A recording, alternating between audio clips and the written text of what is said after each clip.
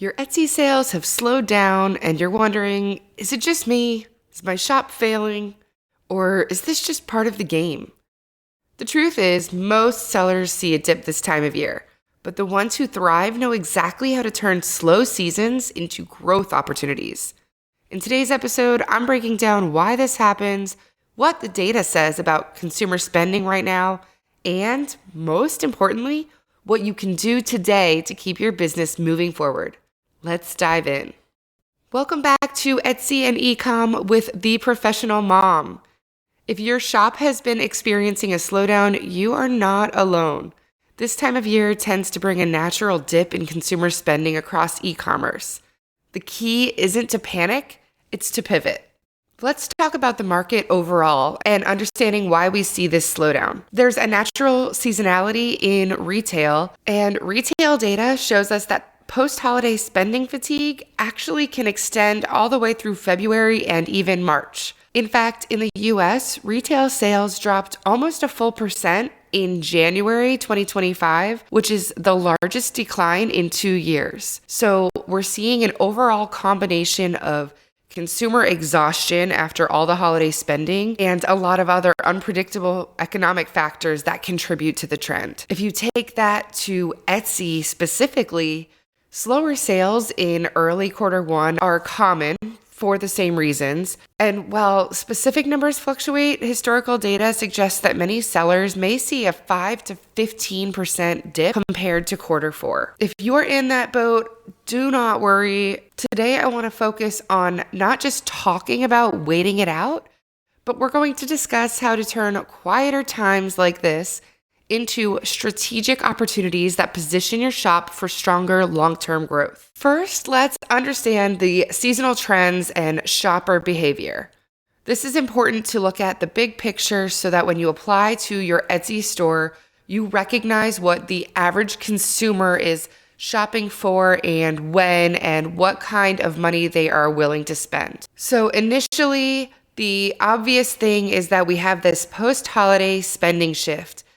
You start in November and you have that big Black Friday push, Cyber Monday, and all of the holidays throughout the new year. So consumers are in this buying frenzy. They are buying for others. They might be buying for themselves. They might be buying holiday supplies. They might be planning parties. But by mid-January, we kind of start to realize what we've done and say, oh, wait, I pushed it a little too hard this December. And we tighten the purse strings. We're paying more attention to our budgets and kind of in this mode of financial recovery and preparing for tax season, which creates a reality check for what the numbers in our businesses and our personal bank accounts look like. So this is why we start to see a lot less impulse buys and a lot more intentional purchases that are maybe more organization-based or calendar planner-based, but a lot less frivolous or unplanned in nature. So the question is, how do we as the sellers align with that shift? Well, if you're an Etsy seller, we take this concept and we apply it to our shop. So we're in these slower months now, and if we know that buyers are focusing more on necessity-driven or emotionally compelling purchases, then this is the opportunity to make sure we are capitalizing on that marketing angle. So if your products fit at all into something like self-improvement, home organization, business organization, or at least gifting for upcoming occasions like the right around the corner spring graduations, Mother's Day, Father's Day, then this is the time that we kind of lean into those angles instead. Always keep in mind that these slower sales aren't necessarily a reflection of our shops. They're a reflection of consumer patterns. So we just have to become more aware of these patterns so that we can adjust as opposed to reacting after the fact. So if we want to be proactive and talk about strategies that we can do to leverage this slower period in our shops, first thing that comes to mind for me is that you optimize and refresh listings that you maybe haven't checked in on a bit. If you're seeing that you have conversions down, then maybe you need to take a deeper dive into individual listings. Update your photos, fine-tune descriptions, and make sure that your SEO is working for you, not against you. This is a great time to check out those shop analytics and identify any underperforming listings, and maybe test different thumbnails or keywords if you haven't really experimented with those. Even if you have a listing that does really well, it might be a great opportunity to duplicate it and then offer it in kind of an A/B testing factor where you put a different cover photo, maybe a different color, size, style, and change the SEO a little bit, change the title a little bit, or maybe reposition it to a different consumer for a different occasion and see if you can actually improve something that's already been selling well. But don't forget, if you have a listing that is selling, I wouldn't change that original listing. You can always duplicate it and offer different iterations. Another thing you can do is to shift your product positioning. So like I just mentioned, if you wanted to copy and do a similar product but angle it a different way, this is something you can do whether or not your products are selling across the board. You can take something you're selling, like if you have a digital planner, then maybe now this is the time to highlight a spring reset or a second quarter business planning offer. If you sell home decor, then maybe you lean into the spring refresh messaging. A lot of people love that spring cleaning feel, and they want to get out of this cold, rainy, snowy season and put more florals and bring a new life to their home decor interior setup. So small tweaks can reframe your products based on the current demand. Slow periods are also a great time to tap into existing customers and repeat buyers. So when new customers slow down, then focus on retention of your existing customer base. Is there anything you can offer for returning customers as a discount or a bonus? This might be a great opportunity to start or build on an email list if you haven't already, and maybe nurture past buyers to come back and to continue to recognize your brand and your shop. Use this slower period to think about a more strategic way to build loyalty through exclusive deals or some other VIP offering that you can come up with. We can also check out our pricing and see if there's any strategic pricing adjustments that we can make without, of course, devaluing our brand. So we might recognize that consumer spending is lower, and a lot of sellers then have the impulse to create huge discounts, often not recognizing or considering whether that is still generating a profit for them if they're sold at these huge discounts. I highly recommend that you never race to the bottom. Do not try to lower your prices below what you already see on the market.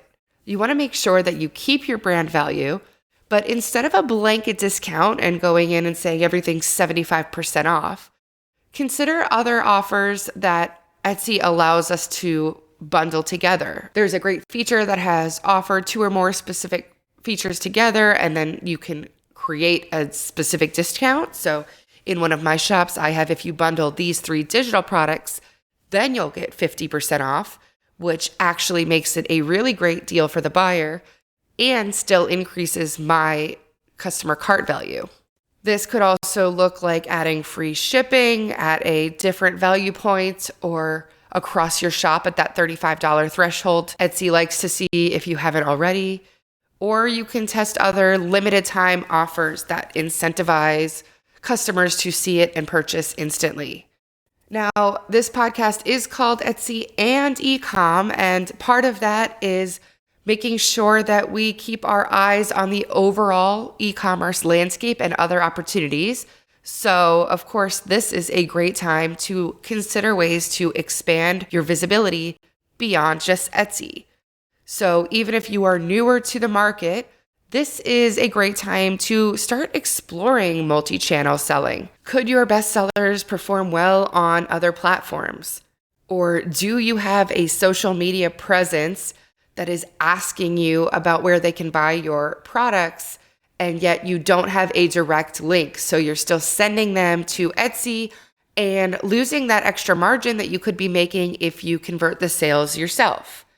Or maybe you're like me and you have an audience on Pinterest and you have not put enough effort into that to actively convert customers or interested browsers. Ultimately, use this downtime to strengthen your business and think about long-term growth.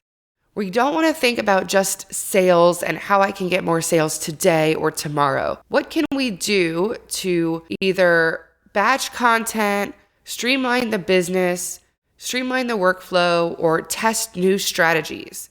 This is a great time to think big picture when your mind is clear, if you're not physically making all of the products you used to be making during the holiday rush, and try to take that big step back to picture what's next for overall growth, not just day to day. The great thing about seasonality is that even when we have a low, like right now, there is going to be a high. It does come in waves. So on the upside, there will be an upcoming surge. So just as quarter one slows down a little bit, quarter two does bring that new spending surge back in. We talked about the spring refresh, but we also have all those graduations for grade school, middle schools, high schools, colleges, master's programs, and beyond. And then you also see the Mother's Day, Father's Day shoppers. There is a lot of wedding season opportunity throughout spring and summer. And you can use this time now to get ahead and know that that is right around the corner, and you won't have to scramble when that demand picks up. Not only can you be thinking about these opportunities, but you can actually start building out a pre-sale strategy if you haven't tried that before. So if you know that you have summer products, you can tease them and start dropping little hints to your audience. You can create wait lists. You can tell your VIP email list that they have a sneak peek or they'll have the first opportunity to buy it, and start driving anticipation and awareness before it even launches. It's also a great time to analyze and improve any of your business operations so far. So if it's slow sales, you can actually sit down and think through those chaotic times when sales were high and what you wished you had done better. There's gotta be a way that you can improve your shipping workflow. Maybe there's a new automation tool you've had your eye on, but you haven't had time to research, look into, or learn. Maybe you can optimize or automate customer service responses. So checking for any small tweaks right now can yield big results later. What I want to leave you with today is the reminder that these slow periods might suck, but they don't mean that we're failing right now. They are strategic windows of opportunity, really. The most successful Etsy sellers are not the ones who just ride the highs, but the ones who are strategically using the times like this to their advantage. What I want you to do today as the actionable takeaway item that I always like to throw you at the end of an episode is to pick one thing from today's episode and implement it in your shop this week. So whether it's updating your listings, testing a pricing strategy or bundle, or reaching out and nurturing past buyers, I promise you these small moves will lead to big results. So make them while you can before the day-to-day bustle when that sales rush does come back creeping in. If this episode gave you clarity or a game plan, let me know. I started off the first several episodes throwing my email address to you, but let's be honest, I probably don't check that as much as I should. So let's connect through Instagram. That's going to be the best way to have a live back and forth to connect in real time. If you have any questions about your shop, if you have any feedback for my podcast, send me a DM at Rebecca Boland Strategy. I will drop that in the show notes below, but I would love to touch base with you and talk through anything you are curious about on Etsy. Again, thank you so much for listening. If this helped you, also make sure to share it with a friend and be sure to subscribe for more no-fluff, high-level Etsy and e-commerce strategy. Until next time, goodbye.